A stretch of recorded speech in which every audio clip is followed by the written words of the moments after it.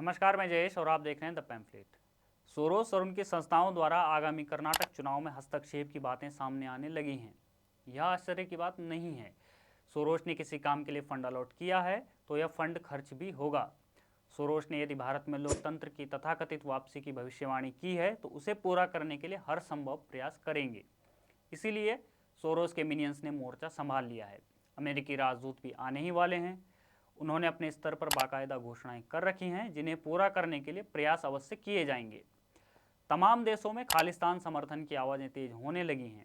Rahul Cambridge में बोलकर आ गए हैं और अब दिल्ली में बोल रहे हैं। सोरोस ने भले ही न बताया हो कि मोदी को हटाने के बाद भारत में लोकतंत्र किसके कंधे पर वापस आएगा। प्रदेश अनुमान लगाने के लिए स्वतंत्र है और उसने अनुमान लगाया भी। सोरोस के नेहरू गांधी परिवार से पुराने संबंध रहे हैं। ये संबंध अब किसी से छुपे भी नहीं हैं।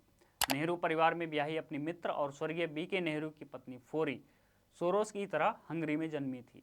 दोनों मित्र थे और दोनों लंदन ऑफ स्कूल इकोनॉमिक्स से पढ़े थे।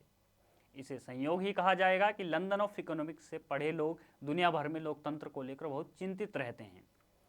जो सोरोस के नज़दीकी रहे हैं वो लोग राहुल गांधी के भी नज़दीकी हैं। यह मात्र संयोग तो नहीं हो सकता। ऐसा नहीं है कि ये लोग भारत जोड़ो यात्रा के कारण राहुल गांधी के नज़दीक आए। ये पहले से ही राहुल गांधी और कांग्रेस पार्टी के नज़दीकी रहे हैं।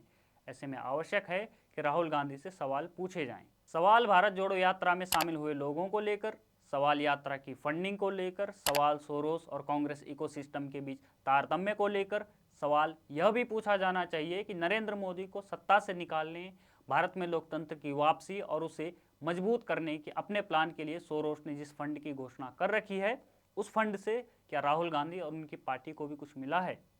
या कम से कम यह तो पूछा ही जाना चाहिए कि सोरोस के भारतीय लोकतंत्र को मजबूत करने के इस प्रोजेक्ट में राहुल गांधी कहाँ फिट होते हैं। जो सवाल हम पूछ रहे हैं इन सवालों का ठोस आधार है। कैसे, हम आपको बताते हैं। राहुल गांधी की यात्रा में शामिल योगेंद्र यादव लंबे समय से जॉर्ज सोरोस के संपर्क में रहे हैं। यह बात भी अब किसी से छिपी नहीं है। यूपीए सरकार के समय सोरोस की पहली भारत यात्रा पर योगेंद्र यादव ने उसके सामने एशियाई लोकतंत्र को लेकर एक प्रेजेंटेशन दिया था। दुनिया भर के लोकतंत्र में सोरोस की दिलचस्पी के पीछे क्या कारण है यह खुद सोरोस बता चुके हैं। Modi is silent on the subject, but he will have to answer questions from foreign investors and in Parliament. This will significantly weaken Modi's stranglehold on India's federal government and open the door to push for much-needed institutional reforms. I may be naive, but I expect a democratic revival in India. Yogendra Yadav वर्ष 2020 में हुए किसान आंदोलन के प्रबंधकों में प्रमुख थे। उन्होंने इस बात को स्वीकारा भी कि असल में किसानों को आगे रख वे किसानों की समस्याओं के लिए समाधान के लिए कोई आंदोलन नहीं करवा रहे थे, बल्कि विपक्ष के लिए उत्तर प्रदेश में चुनावी पिच तैयार कर रहे थे। देखना होगा कि किस इलाके में बीजेपी का वोट कितना घटा, किस इलाके में बीजेपी की सीटें कितनी घटी, क्योंकि किसान आंदोलन इस मैच में खिलाड़ी नहीं था। किसान आंदोलन की भूमिका थी पिच तैयार करने की। पिच हमने तैयार की, हमने उस पर हैवी सा रोलर भी चलाया। यह बात अलग है कि उन्हें इस बात का दुख है कि अखिलेश यादव निकम्मे निकले।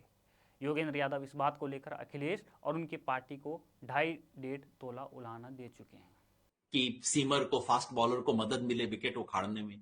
लेकिन बॉलिंग तो हमें नहीं करनी थी ना, बॉलिंग तो अखिलेश जी को ही करनी थी।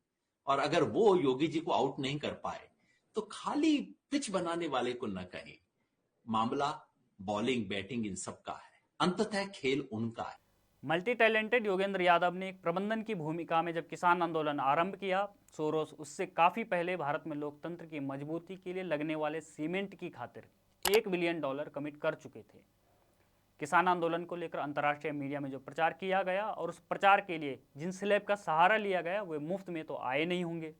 रियाना और मियां खलीफा ने भारतीय कृषि की समस्याओं पर 2-2 लाइन का जो ट्वीट निबंध लिखा था वह पाव भर चने लेकर तो लिखा नहीं होगा। इस रिपोर्ट की माने तो 2 लाइन के इस ट्वीट निबंध के लिए रियाना को $25 लाख मिले थे। ये कहां से आए थे? भारतीय कृषि के लिए चिंतित रियाना और मियां खलीफा योगेंद्र यादव के प्रसिद्ध गमछे के लिए भले ही $30 लाख देने में नहीं हिचके, पर उनके गमछे का ऑक्शन हुआ हो ऐसी खबर तो कहीं भी दिखाई नहीं दी। योगेंद्र यादव के अलावा भारत जोड़ो यात्रा में हर्ष मंदर भी राहुल गांधी के साथ कदम से कदम मिलाकर चले। हर्षमंदर पिछले काफ़ी समय से यूरोप में रहकर पढ़ाई कर रहे थे, लेकिन भारत जोड़ो यात्रा में पैदल चलने के लिए चंद दिनों के लिए वो भारत पहुंचे। मंदर भारत पर बिछाए गए सोरोस के मायाजाल का हिस्सा बहुत पहले से रहे हैं। तो क्या वह राहुल गांधी के लिए कोई नया संदेश लेकर आए थे? गुजरात दंगों पर राष्ट्रीय और अंतर्राष्ट्रीय स्तर पर चलाए गए प्रोपेगेंडा को लेकर हर्षमंदर की भूमिका जगजाहिर है। अब प्रश्न उठता है कि भारत जोड़ो यात्रा इतनी महत्वपूर्ण क्यों है कि अपने एनजीओ के खिलाफ जारी प्रशासनिक नोटिस का जवाब न देने वाले हर्षमंदर खास भारत जोड़ो यात्रा में भाग लेने के लिए भारत आ जाते हैं। हर्षमंदर के बाद जो सबसे महत्वपूर्ण नाम उभरा है वह है सलिल सेठी। सलिल सेठी सोरोस के ही संस्थान ओपन सोसाइटी में वाइस प्रेसिडेंट हैं। अजब संयोग यह है कि सोरोस की तरह सलिल सेठी भी लंदन स्कूल ऑफ इकोनॉमिक्स के प्रोडक्ट हैं। यह भी संयोग की ही बात कही जाएगी कि सेठी के पहले एम्प्लॉयर विप्रो के अजीम प्रेमजी थे, जो भारत में फ्री प्रेस के लिए न केवल बहुत चिंतित रहते हैं बल्कि फ्री प्रेस के सबसे बड़े झंडावरदारों जैसे the print, wire, news laundry और स्क्रॉल को फंड देते हैं। सलिल सेठी दुनिया भर में सोरोस के लिए डेमोक्रेसी और मानवाधिकार की रक्षा में उतरते रहे हैं। दरअसल सलिल सेठी खानदानी मानवाधिकारी हैं। उनके पिता वीटी राजशेखर दक्षिण भारत में दलित मूवमेंट के कर्णधार रहे हैं। सलिल सेठी की कहानी उतनी नहीं है जितनी साधारण गूगल सर्च से ढूंढने पर मिलती है। सलिल सेठी के लिए तैयार की गई इस जमीन को उनके पिता वीटी राजशेखर बनाकर गए थे, जो एक ज़माने में पाकिस्तानी आर्मी के एक्स अफसरों से सुसज्जित लीसा नाम के थिंक टैंक का हिस्सा थे। भारत के टुकड़े टुकड़े करने के सपने देखने वालों की नींव तैयार करने में, खासकर दलितों को भड़काकर दलितिस्तान की मांग रखने वालों को भी वैचारिक नींव उन्होंने ही दी। सलिल सेठी तो उस कार्य को इंस्टीट्यूशनल तरीके से बढ़ाते हुए प्रतीत हो रहे हैं। जॉर्ज सोरोस को ज्वाइन करने से पहले सलिल सेठी एमनेस्टी इंटरनेशनल में सेक्रेटरी जनरल रह चुके हैं। वे जब इस संस्था के सेक्रेटरी जनरल थे तब एमनेस्टी इंटरनेशनल की कार्यशैली को लेकर संस्था के ही कर्मचारियों द्वारा विरोध दर्ज करवाया गया था। उनके कार्यकाल में संस्था का Africa, Latin America, middle east और एशिया में एक्सपेंशन का काम हुआ। संस्था की कार्यशैली को लेकर कर्मचारियों में असंतोष था और उसके परिणाम स्वरूप एक कर्मचारी ने आत्महत्या कर ली थी। इस कर्मचारी की पोस्टिंग फ्रांस में थी। फ्रेंच इन्वेस्टिगेशन में यह पाया गया था कि उस कर्मचारी ने सहायता की मांग की थी, पर उसकी मांग को लेकर कुछ नहीं किया गया। उस पर प्रेशर था और संस्था ने उसकी शिकायतों को लेकर कोई ठोस कदम नहीं उठाए। सेठी के एमनेस्टी इंटरनेशनल के सेक्रेटरी जनरल रहने के दौरान कई देशों में सत्ता परिवर्तन हुआ और उन देशों में एमनेस्टी इंटरनेशनल या सलिल सेठी का हस्तक्षेप देखा गया। सेठी ने उन देशों की यात्रा की जहां 2010 में उन देशों की सरकारों के खिलाफ प्रदर्शन और रिजीम चेंज के लिए आंदोलन चलाए गए।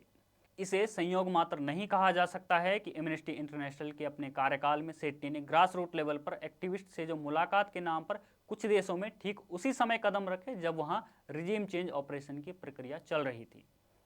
इजिप्ट हो या यूक्रेन, 2010 से 2017 के बीच सलिल सेठी हर उस जगह पर पाए गए जहां सरकारों के विरुद्ध लोगों को खड़ा किया गया और तरह तरह के ऑपरेशन चलाए गए।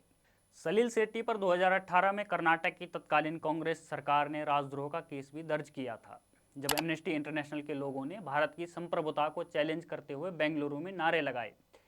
इसे क्या मात्र संयोग कहा जाए कि तब राहुल गांधी के हस्तक्षेप के कारण कर्नाटक सरकार ने सेठी पर किए गए केस को वापस ले लिया। इसमें जयराम रमेश की भी बड़ी भूमिका रही। ऐसे में आगामी कर्नाटक चुनाव को प्रभावित करने का काम जिस तरह से स्थानीय स्तर पर शुरू होने की बात हो रही है, उसे भारत के लोकतंत्र में बाहरी हस्तक्षेप से जरा भी कम नहीं ही कहा जाएगा। इसे रोकना कितना संभव हो सकेगा, यह इस बात पर निर्भर करता है कि केंद्र और राज्य की सरकारें तथा संवैधानिक और प्रशासनिक संस्थाएं इन विषयों को लेकर नागरिकों में किस स्तर की जागरूकता पैदा कर सकती हैं। भारतीय लोकतंत्र के लिए यह आवश्यक है कि ऐसी संस्थाओं और व्यक्तियों पर लगाम लगाई जाए। राहुल गांधी के लिए ये प्रश्न कितने मायने रखते हैं, यह राहुल गांधी की देश विदेश में की गई हरकतों और उनके द्वारा कही जा रही बातों में साफ तौर पर दिखाई देता है। परंतु हमारा काम है प्रश्न करना और वो हम करेंगे। आप इस बारे में क्या मानते हैं, हमें कमेंट बॉक्स में ज़रूर बताएं। बने रहिए हमारे साथ, देखते रहिए द पैम्फलेट।